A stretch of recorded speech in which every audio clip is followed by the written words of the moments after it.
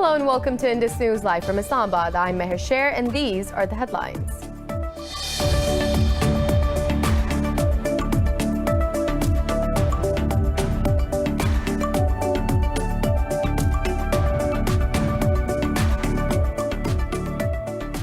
In the U.S. presidential election, all eyes are on the vote count in key states to decide the race for the White House. Joe Biden is pushing closer to the 270 electoral college votes needed to win the presidency.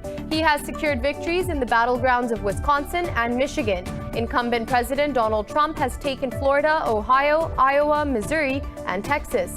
Meanwhile, the Trump campaign says it is challenging vote counts in Wisconsin, Georgia, Pennsylvania, Arizona, Nevada, and Michigan.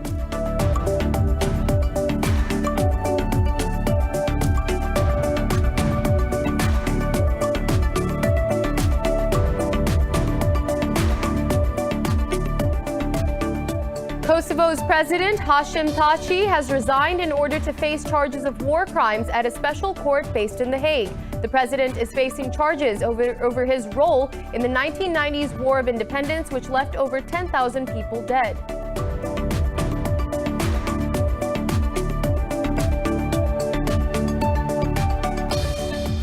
Azerbaijan says its army has forced Armenian troops to retreat from Agder and Khojavend areas. The defense ministry said Armenian forces suffered a number of casualties during the fighting. Earlier, President Ilham Aliyev said the Azeri army has liberated 7 more villages in the Upper Karabakh region. Over 1,200 people have been killed since the fighting started on the 27th of September.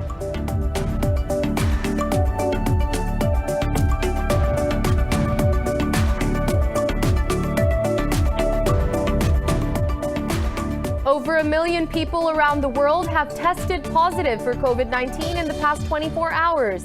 The global number of cases has topped 48 million, with more than 1.2 million deaths. The U.S. has recorded highest daily cases of over 102,000 as its caseload soars over 9.4 million.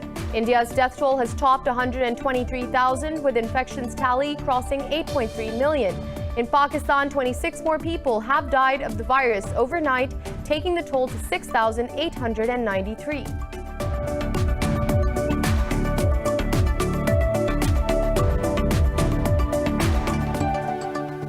Well, those were the headlines. More news in detail after a short break. Stay with us.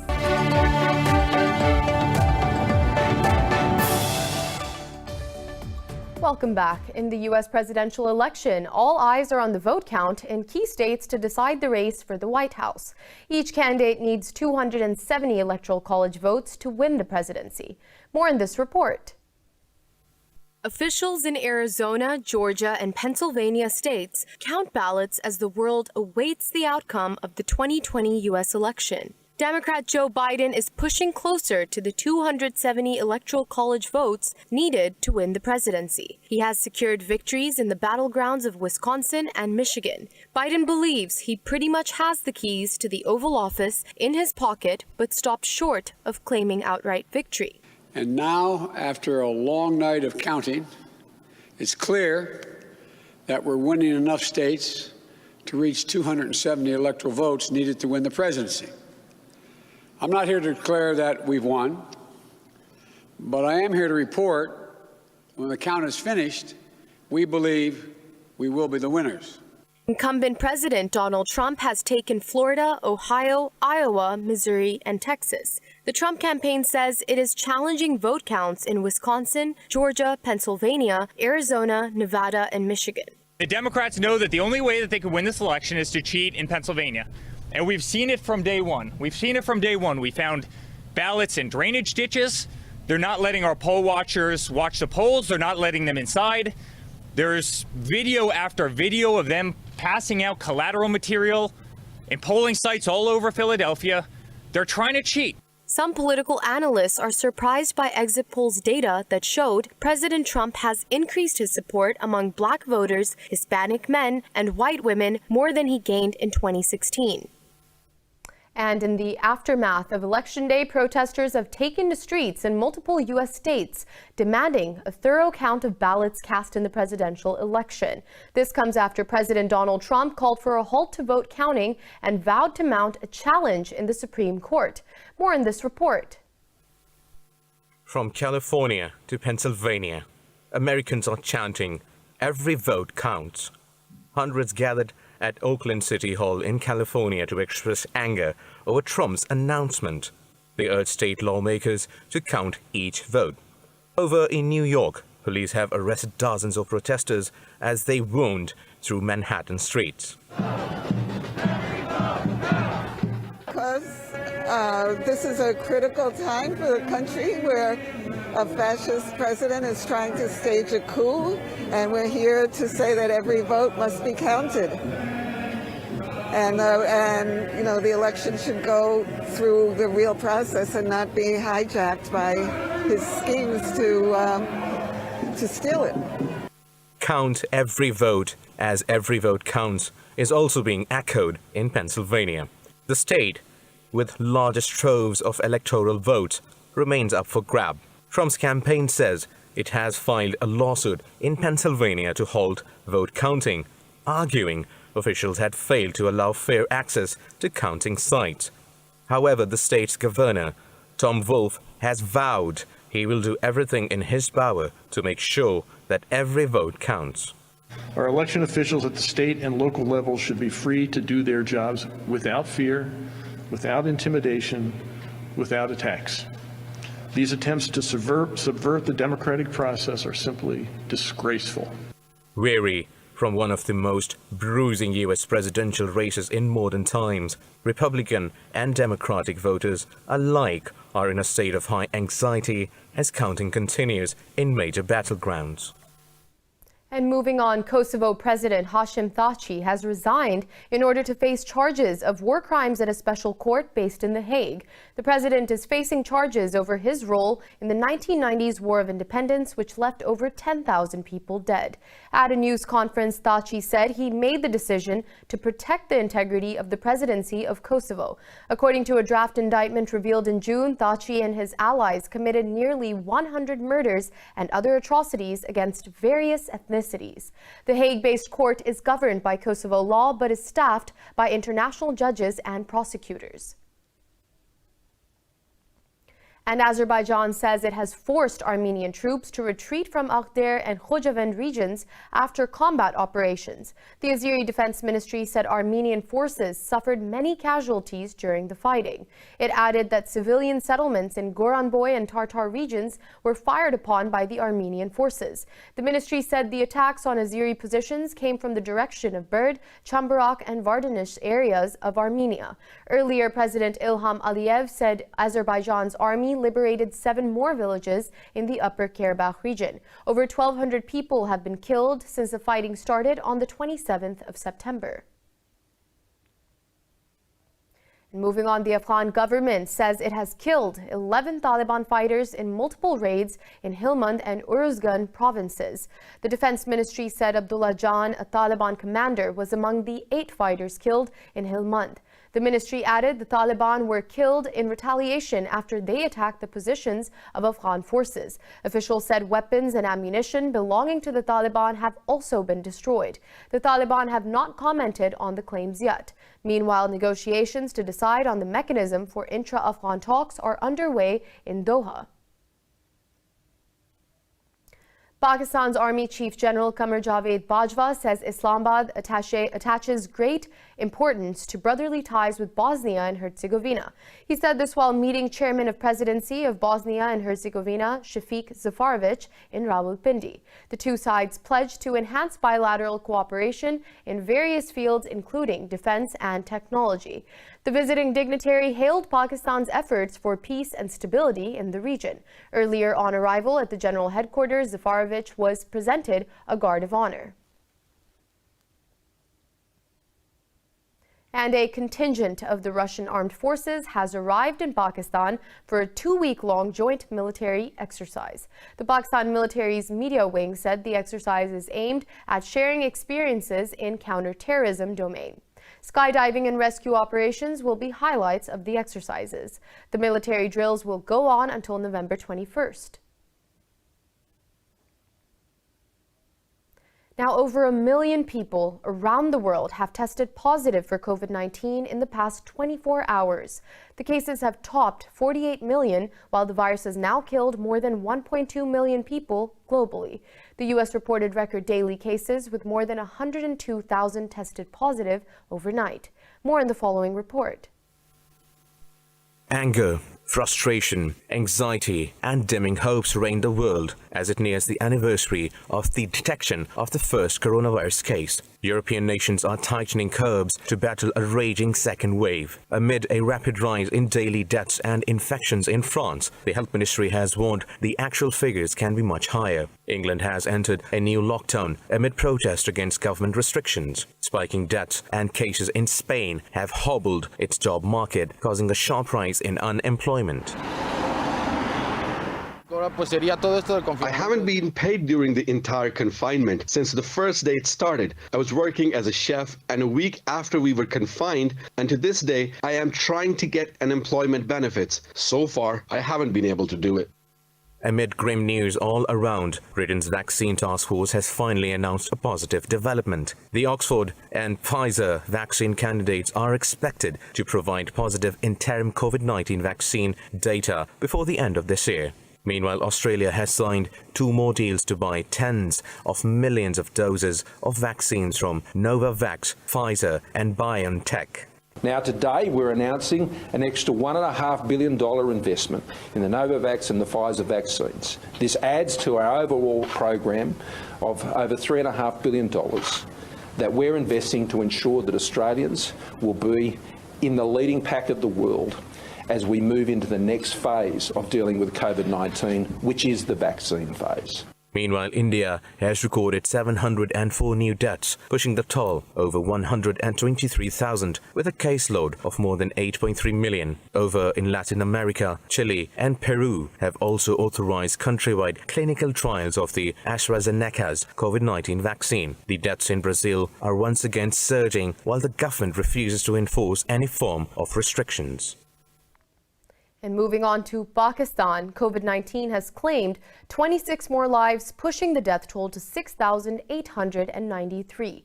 The health ministry says more than 1,300 people tested positive overnight. The ministry mentioned there are over 15,000 active COVID-19 cases in the country. It said more than 316,000 people have recovered so far. The ministry said over 147,000 cases have been detected in the Sindh province, while Punjab has reported more than 105,000 cases. In the capital city of Islamabad, some 20,000 have been infected so far. We'll be back with more news after a short break. Stay with us.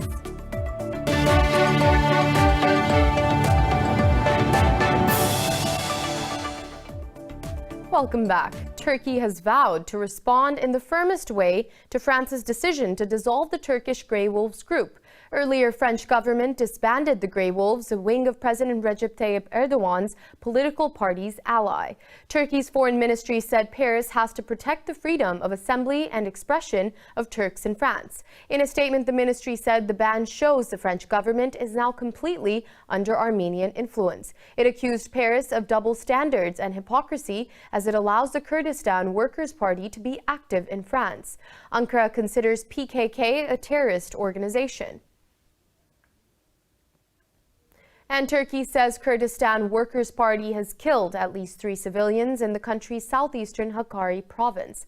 The defense ministry says the terrorists attacked the construction workers in Derejik district with missiles. In a statement, it said 2 of the workers succumbed to their injuries after being taken to the hospital. The ministry added the site of the attack was subject to intense firing from air and land. It said later in the day 5 attackers were killed in an operation in Semdinli district in Hakkari. And in Ethiopia, Prime Minister Abiy Ahmed says the army has succeeded in containing a rebel attack in the northern Tigray region. It was deployed to quell an uprising by the Tigray People's Liberation Front that sparked fears of a civil war. In a national address, Prime Minister Abiy Ahmed said the army has also managed to retake key locations in the region. He did not mention any casualties or whether fighting was continuing.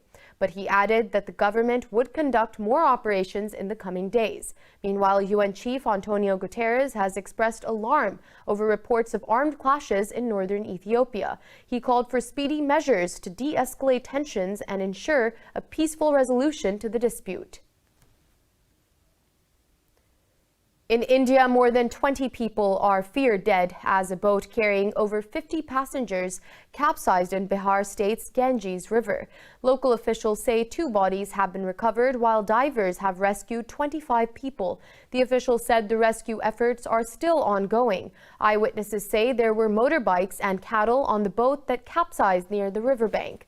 Capsizing accidents are frequent in Bihar, where people risk their lives to travel in often overcrowded boats. Beijing says major progress has been achieved in 7 years since the launch of China-Pakistan Economic Corridor. The Foreign Ministry spokesperson said the CPEC projects brought over $25 billion of direct investments to Pakistan. In a briefing, Wang Wenbin highlighted the completion of first electricity-run public transport project, Orange Line Metro in Pakistan. He said the projects completed under CPEC had enhanced infrastructure and power supply in Pakistan. He said the corridor has promoted local development and also helped regional connectivity and prosperity. Moving on, Saudi Arabia has announced new plans to ease foreign workers' contractual restrictions. The move will improve a 7-decade-old sponsorship system known as kafala. The reforms will allow private sector workers to change jobs and leave the country without an employer's consent. The Ministry of Human Resources said the initiative will apply to all expatriates in the private sector. It said the plan will take effect in March next year. Deputy Minister Abdullah ibn Nasser Abu Thunayn said the reforms will also help achieve the objectives of Saudi Arabia's Vision 2030. He said the kingdom aims to build an attractive labor market and improve the working environment.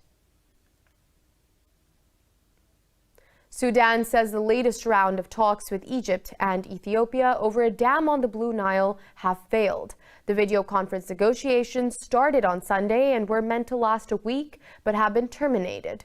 Sudan's water ministry said ministers of 3 countries agreed to end the talks over Ethiopia's dam.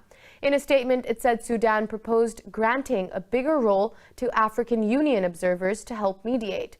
But the ministry added Ethiopia accepted while Egypt rejected the Sudanese proposal. Egypt's irrigation ministry spokesperson said the meeting failed to bridge gaps and make any tangible progress. Meanwhile, Ethiopia said the 3 could not agree on items such as the basis for the upcoming negotiation and the timeframe. And moving on to Canada, health authorities have reported the country's first case of a human infected with the H1N2 virus, a rare strain of swine flu. The case, detected in the western province of Alberta in mid-October, appears to be isolated. Health officials said there is no increased risk to Albertans at present. They added there is no evidence at this time that the virus has spread further.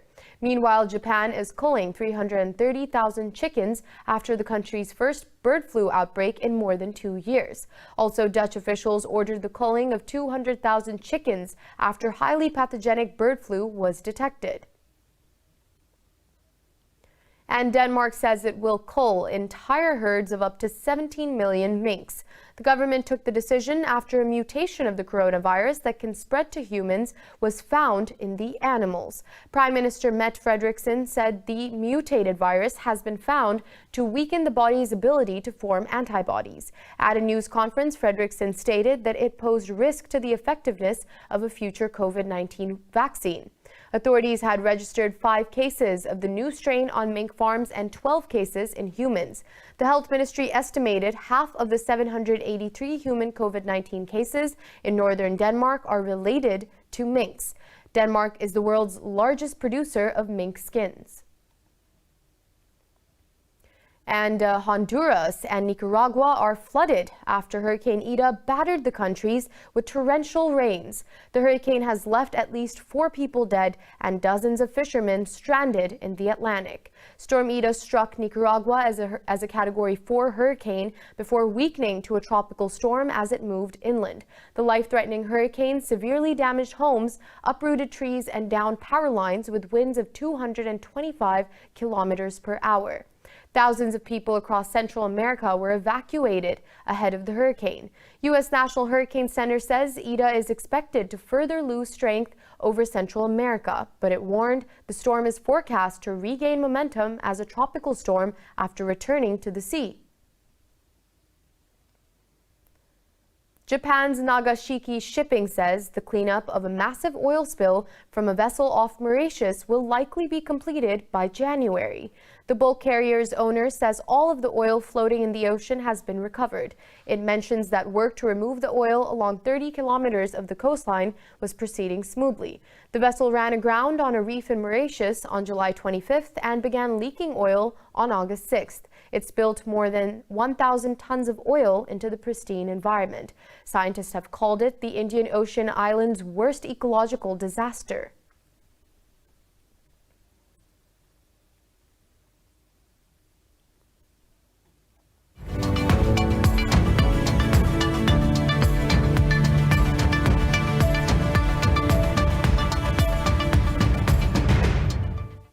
And now moving on to business, Indonesia has fallen into its first recession in 22 years as the coronavirus pandemic continues to take its toll.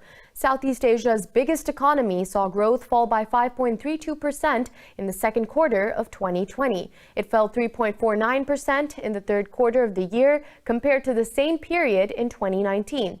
The last time this happened during the 1998 Asian financial crisis. Authorities have predicted that 3.5 million people could lose their jobs due to the coronavirus downturn. Indonesia has the highest infection rate in the region. And China says it will increase its imports to $22 trillion in the next 10 years. Addressing the China International Import Expo in Shanghai, President Xi Jinping said big countries must lead by example. Xi said major economies need to act on sound principles, while the president called on developing countries to play an active role in sharing responsibility. He said there is a need for openness and cooperation to deal with the uncertainties during the pandemic. Xi urged all countries to protect the multilateral trading system with the World Trade Organization as its cornerstone. The Chinese president also called for improving the rules of the global economic governance to build an open world economy.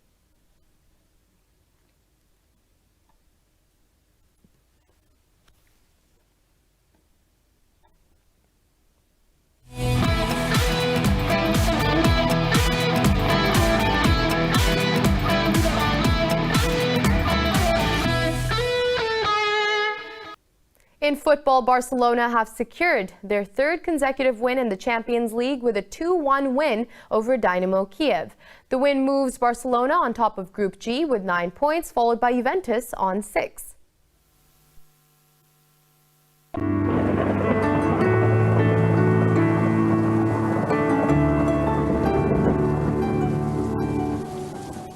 And now it's time to take a look at the latest weather updates from around the world.